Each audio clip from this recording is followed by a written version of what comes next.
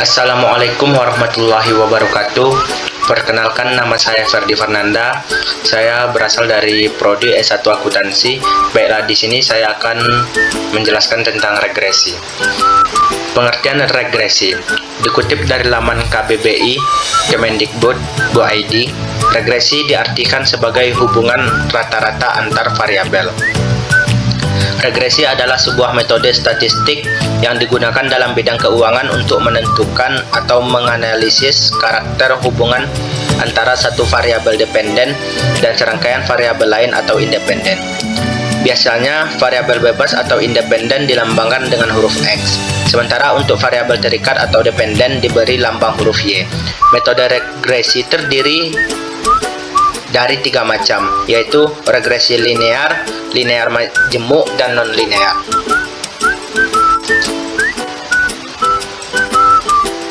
Selanjutnya, yaitu fungsi analisis regresi. Analisis regresi secara umum bertujuan untuk mendapatkan prediksi dan ramalan. Untuk lebih jelasnya, dikutip dari laman Alzheimer, fungsi dari analisis regresi adalah sebagai berikut. 1. Meningkatkan efisiensi. Adanya analisis regresi dapat meningkatkan efisiensi suatu perusahaan dalam menjalankan operasional bisnisnya. Dengan data dari hasil rumus regresi inilah yang akan menghasilkan output tanpa perlu mengada-ngada. Yang kedua, melakukan prediksi masa depan. Fungsi berikutnya adalah regresi dapat memprediksi masa depan yang berhubungan dengan peluang. Misalnya, rumus regresi digunakan untuk melihat apakah ada peluang yang tepat untuk diambil atau tidak ke depannya. Selain peluang, kamu juga bisa melihat risiko dari keputusan yang kamu ambil. Ketiga, memperbaiki kesalahan. Regresi juga dapat memperbaiki kesalahan atas suatu keputusan yang diambil oleh perusahaan. Keputusan yang keliru ini dapat diperbaiki dengan regresi. Caranya adalah menghitung dan mengetahui hasilnya. Keempat, memberikan pengetahuan baru. Terakhir, analisis regresi dapat memberikan pengetahuan atau insight terbaru dalam suatu perusahaan. Misalnya saat mengumpulkan data-data di lapangan.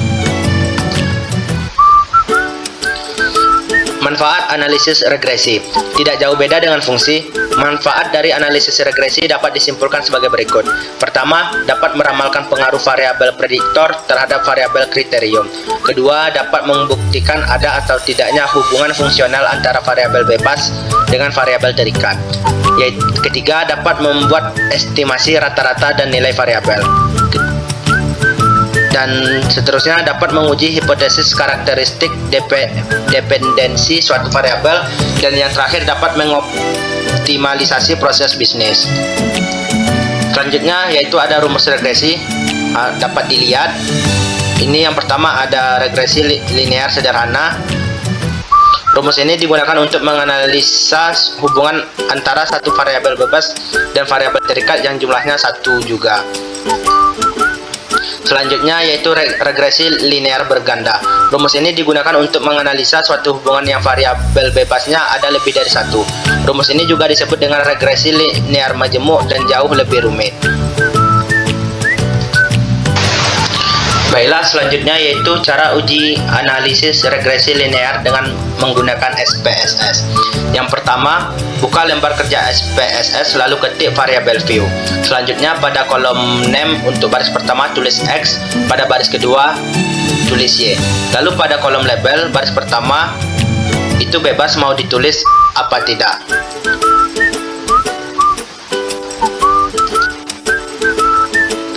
Dan yang kedua, langkah berikutnya klik data view. Dari tampilan data view yang terlihat ada 2 nama variabel, yakni X dan Y. Selanjutnya, masukkan data penelitian dengan ketentuan X untuk data stres kerja dan Y untuk kinerja pegawai. Pada saat memasukkan data penelitian, harus dilakukan dengan teliti dan cermat, karena jika terjadi kesalahan pada proses penginputan ini, maka output SPSS tidak akan mengeluarkan hasil yang akurat sesuai dengan harapan Anda.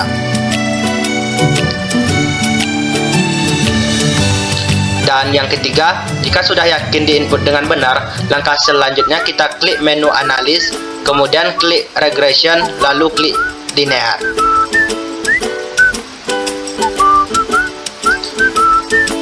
Dan untuk langkah yang keempat, setelah itu akan muncul kotak dialog linear regression. Masukkan variabel stres kerja X ke kotak independen dan masukkan variabel kinerja pegawai Y ke kotak dependen.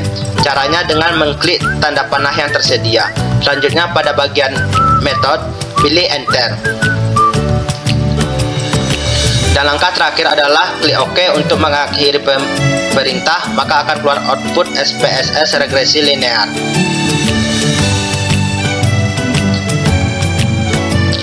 Selanjutnya yaitu ada konsep dasar analisa regresi berganda. Analisa regresi berganda bertujuan untuk mengetahui ada atau tidaknya pengaruh dua atau lebih variabel bebas X terhadap variabel terikat Y. Uji T bertujuan untuk mengetahui ada atau tidaknya pengaruh parsial sendiri yang diberikan variabel bebas X terhadap variabel terikat Y. Lalu ada uji F bertujuan untuk mengetahui ada atau tidaknya pengaruh simultan bersama-sama yang diberikan variabel bebas X terhadap variabel terikat Y. Lalu ada koefisien determinasi berfungsi untuk mengetahui berapa persen pengaruh yang diberikan variabel X secara simultan terhadap variabel Y. Baik, sebelum kita melakukan uji coba pada SPSS, sebelumnya kita harus mencari data yang ingin kita uji coba pada SPSS. Kebetulan ini adalah data yang ingin saya uji coba pada SPSS. Dapat terlihat karena yang diuji coba adalah regresi, jadi data yang terdapat pada Excel ini tidak semuanya dimasukkan. Jadi data yang dimasukkan itu adalah total dari keseluruhan variabel. Dapat dilihat dari sini totalnya terdapat pada tabel berwarna merah. Baik, di sini saya akan mengcopy seluruh data ini dari awal sampai terakhir untuk saya pindahkan ke SPSS.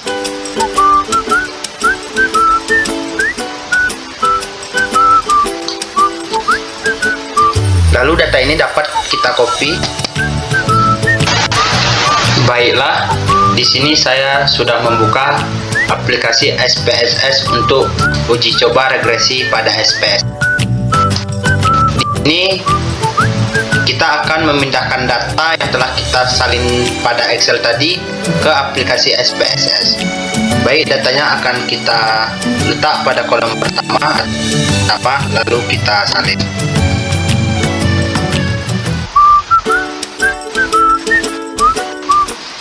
Dan hasilnya sudah keluar. Data yang telah kita salin di Excel tadi kita pindahkan ke sini, jadi seperti ini.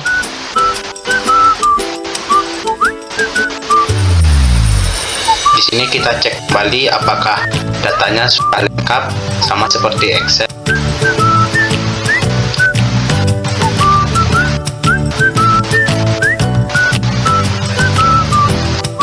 Baik, jika sudah, kita akan memasukkan data yang kedua yang telah kita salin ke Excel tadi. Baik, selanjutnya saya akan memasukkan data yang kedua. Karena ini regresi berganda, jadi variabel X-nya itu lebih dari satu. Maka ini adalah variabel kedua yang akan saya salin dan saya akan masukkan ke SPSS.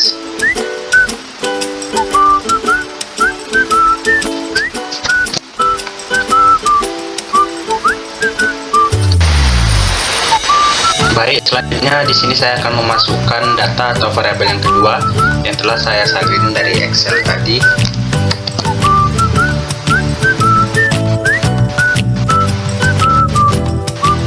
Lalu kita cek kembali.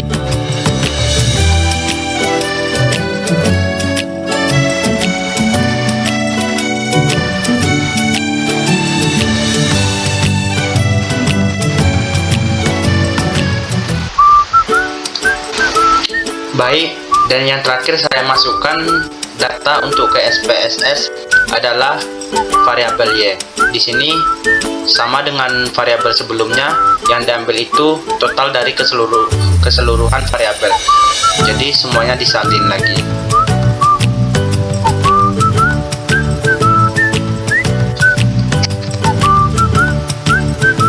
data ini harus kita cek betul-betul, jangan sampai ada yang tertinggal.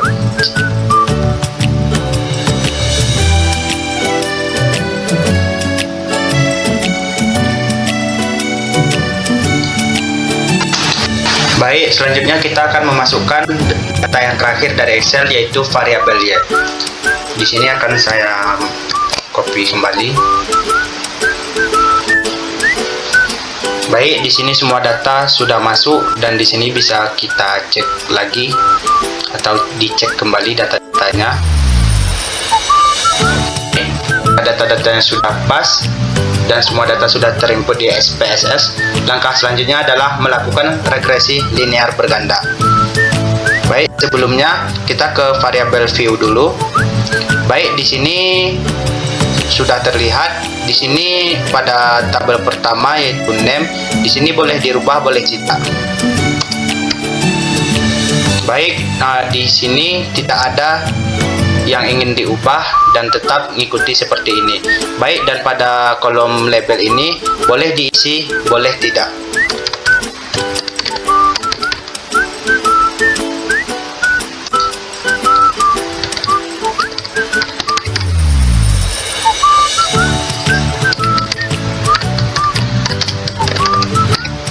Baik, jika semua ini sudah kita ubah, sudah kita isi juga, kita kembali ke data view. Dan selanjutnya yaitu caranya adalah di sini kita cari menu analyze, kemudian kita klik, dan di sini ada banyak sekali data-data atau menunya. Di sini yang kita pilih adalah regression.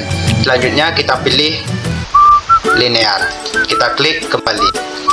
Selanjutnya di sini kompetisi X1 itu kita masukkan ke independen, dan motivasi X2 itu kita masukkan juga ke independen, dan disiplin kerja kita masukkan ke dependen. Baik, setelah itu mungkin cuman ini aja yang pengen kita masukkan dan tidak ada lagi dari sini, mungkin ini aja. Lalu kita klik OK. Dan di sini akan menunggu hasilnya keluar. Baik, setelah ditunggu akhirnya outputnya keluar dengan sempurna. Oke, bisa dilihat di sini. Di sini ada tulisan regression. Ini adalah output dari analisis regresi. Baik, di sini akan kita lihat. Di sini yang pertama ada variable enrich atau remove. Yang kedua ada model summary. Yang ketiga ada ANOVA, dan yang terakhir ada coefficients. Bisa dilihat.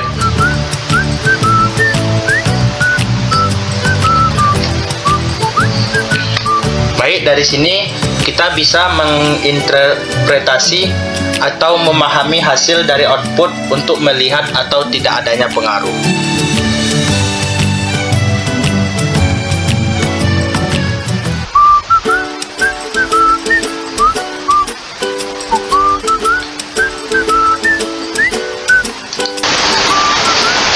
Baik, di sini saya akan bahas hasil dari output yang telah kita lakukan pada SPSS tadi, di mana dasar pengambilan keputusan uji T1, jika nilai signifikan lebih kecil 0,05 atau terhitung lebih besar dari T tabel, maka terdapat pengaruh variabel X terhadap variabel Y. Yang kedua, jika nilai signifikan lebih besar 0,05 atau terhitung lebih kecil dari T tabel, maka tidak terdapat pengaruh variabel X terhadap Y. Dan di sini bisa dilihat ada rumus, yaitu T tabel sama dengan T A bagi 2 N kurang K kurang 1. Dan di sini saya sudah memasukkan angka-angka yang telah saya dapati. T 0,025 110 dikurangi 2 dikurangi 1. Baik, di sini saya akan menjelaskan dari mana datangnya 0,025 ini, yaitu dari A. A itu kebetulan nilainya adalah 0,05 lalu dibagi 2. Dan 110 ini kebetulan N ini adalah sampel. Jadi kita lihat ada berapa sampel pada SPSS yang kita uji tadi. Kebetulan punya saya ada 110 dan K ini adalah variabel X, dan kebetulan variabel X saya yaitu 2 dan 1 ini adalah ketetapan, dan didapat hasilnya sama dengan T 0,025 107 sama dengan 1,984. Dan bagi teman-teman yang bertanya dari mana datangnya 1,984 ini saya dapatkan dari distribusi T tabel. Baik, di sini saya akan lihatkan.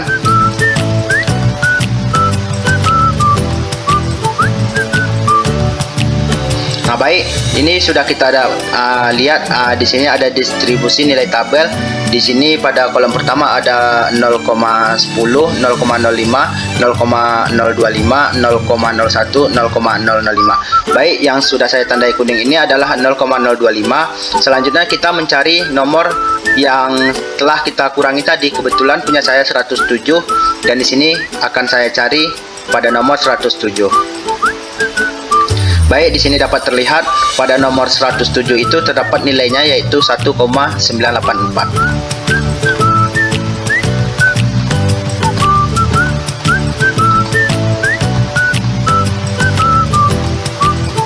Selanjutnya yaitu uji F. 1. Jika nilai signifikan lebih kecil 0,05 atau F hitung lebih besar F tabel, maka terdapat pengaruh variabel X secara simultan terhadap variabel Y. 2. Jika nilai signifikan lebih besar 0,05 atau F hitung lebih kecil dari F tabel, maka tidak terdapat pengaruh variabel X secara simultan terhadap variabel Y. Dan di sini rumusnya F tabel sama dengan F K N kurang K. Dan di sini sama seperti tadi, K itu adalah variabel dan N itu adalah sampel. Dan di sini K-nya ada 2 dan 110 dikurangi 2. Maka didapat hasil 2,108 dan sama dengan 3027. Ini sama dapatnya itu dari tabel distribusi F. Dan tabelnya itu berbeda.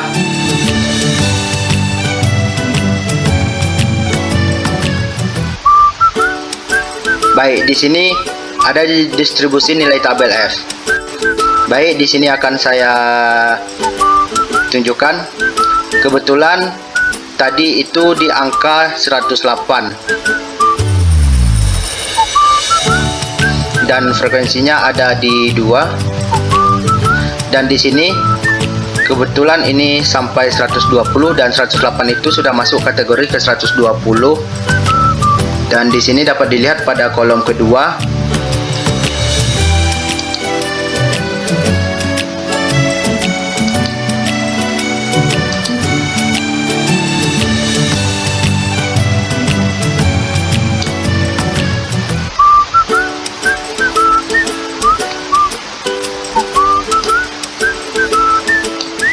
Nah, maka hasilnya dari tabel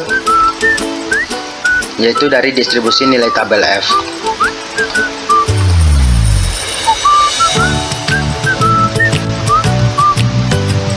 Baik, selanjutnya kita akan melakukan pengujian hipotesis pertama yaitu H1. Diketahui nilai signifikan untuk pengaruh X1 terhadap Y adalah sebesar 0,00. 00 ini terdapat pada ini tabel koefisien, dan di sini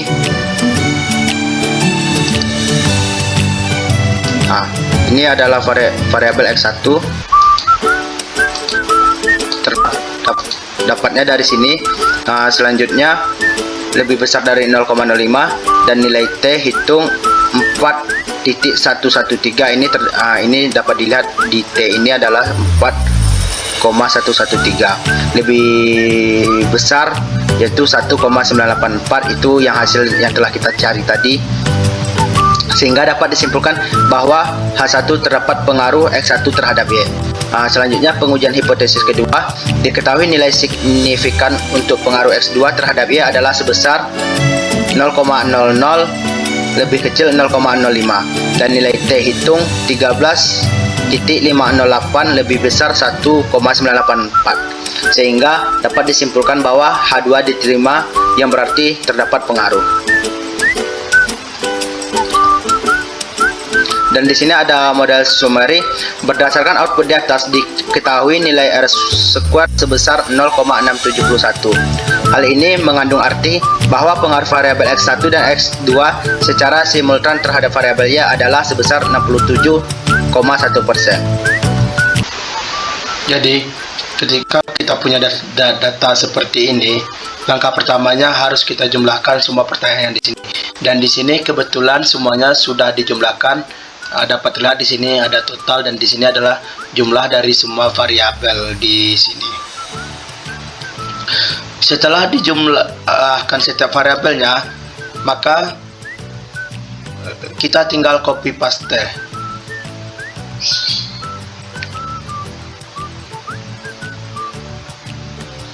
Lalu setelah di copy paste, maka kita akan pindahkan ke SPSS.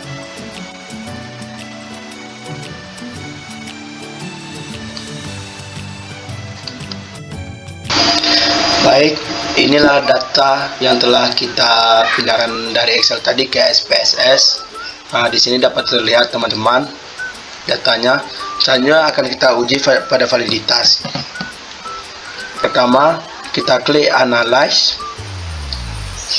Terus kita cari correlate.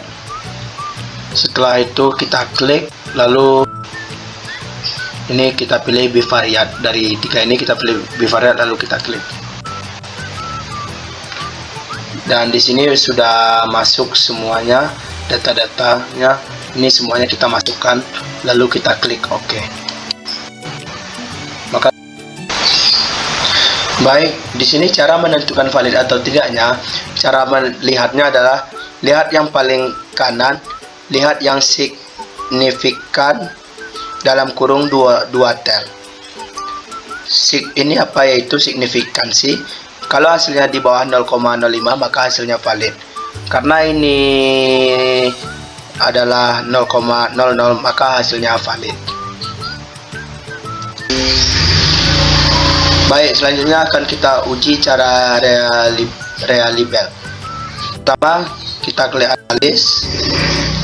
Setelah itu dari semua ini kita cari scale. Setelah scale terdapat pada di atas ini yaitu reliability analysis, lalu kita klik ini. Dan ini semuanya kita masukkan kecuali dari total ini. Yang total ini tidak kita masukkan karena itu sudah ketentuan. Lalu kita klik OK dan kita akan menunggu hasil. Baik, jika sudah hasilnya, di sini kita melihat uji statistik Camford Alpha. Jika di atas 0,6 maka dia reliable. Jika dia di bawah maka tidak reliable dan harus dibuang variabelnya. Jadi ini kalau saya lihat di Camford Alpha ini reliable-nya adalah 0,9, maka hasilnya valid, maka dia reliable.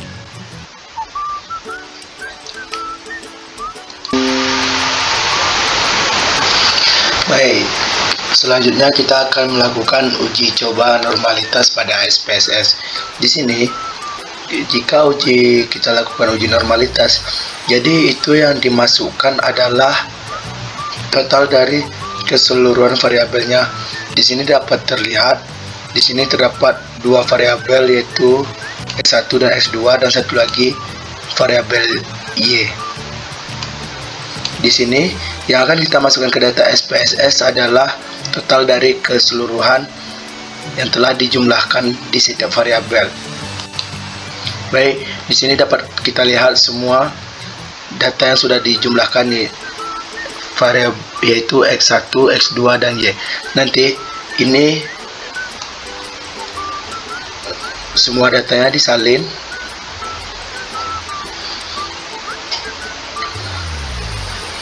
Lalu kita pindahkan ke SPSS. Baik, data yang sudah kita copy paste tadi pada Excel dan kita pindahkan ke SPSS. Lalu kita klik variable view dan di sini namanya kita rubah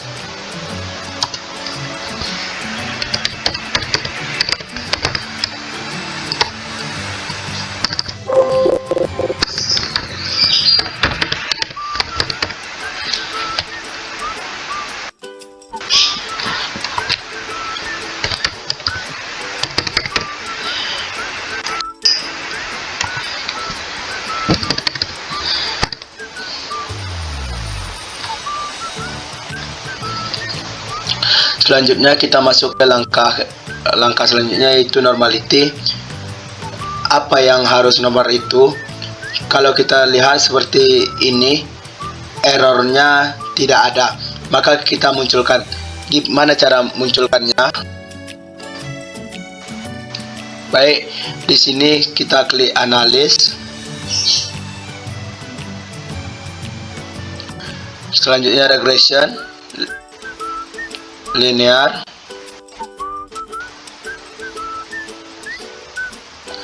Maka di sini kita masukkan kompetensi ini di independen karena dia variabel X, dan motivasi di independen juga, dan kerja itu variabel terikat, maka itu di dependen. Selanjutnya di sini bisa kita lihat ada menu save, lalu klik, dan di sini ada residual, lalu kita klik standard size, lalu continue, lalu kita klik OK, maka yang error akan muncul. Kalau sudah seperti ini, akan muncul residual 1 dapat dilihat ini teman-teman. Artinya apa? Kita sudah memunculkan data error yang tadi tidak ada, jadi ada. Kalau kita lihat datanya, barulah bisa kita menguji normal. Cara menguji adalah kita klik analis,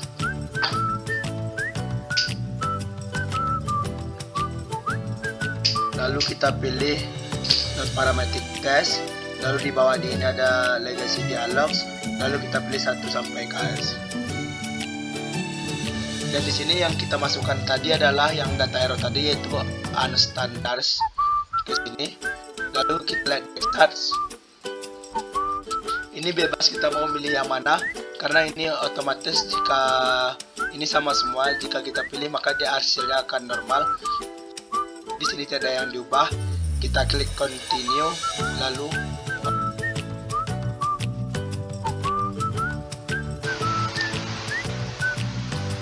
baik, di sini dapat kita lihat hasilnya sudah keluar. Dan bagaimana cara kita tahu data tersebut normal atau tidaknya? Di sini bisa kita lihat pada tabel, yaitu pada asim sheet dalam kurung 2 type. Di sini data itu normal jika dia di atas 0,05, maka dia dikatakan normal. Dan ini dapat kita lihat data di sini adalah 0,200, maka data ini semakin baik dan bagus, maka tidak normal.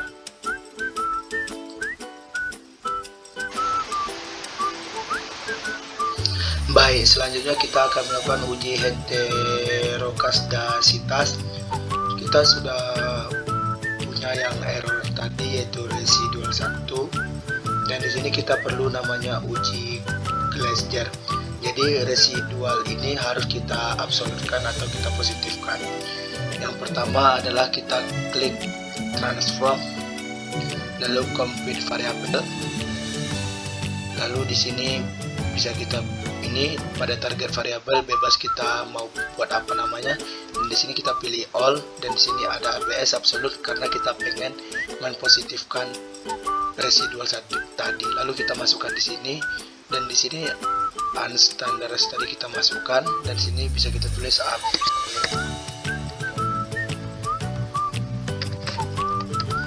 Setelah itu kita klik OK.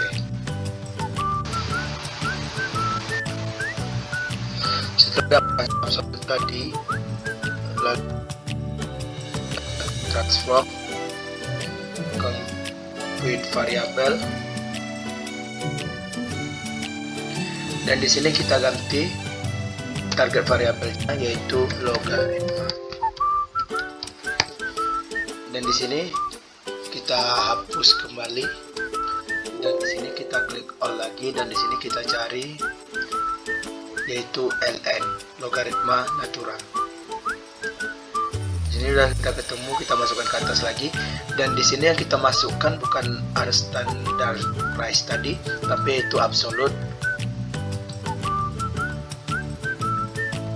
Kita masukkan lagi, lalu kita klik OK. Baik, di sini hasilnya sudah keluar.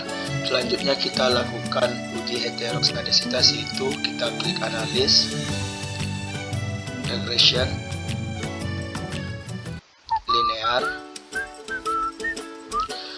Lalu di sini yang kita masukkan adalah logaritma, dan yang kerja atau variabel y yang di dependen tadi kita keluarkan dan logaritma ini kita masukkan. Lalu kita klik OK.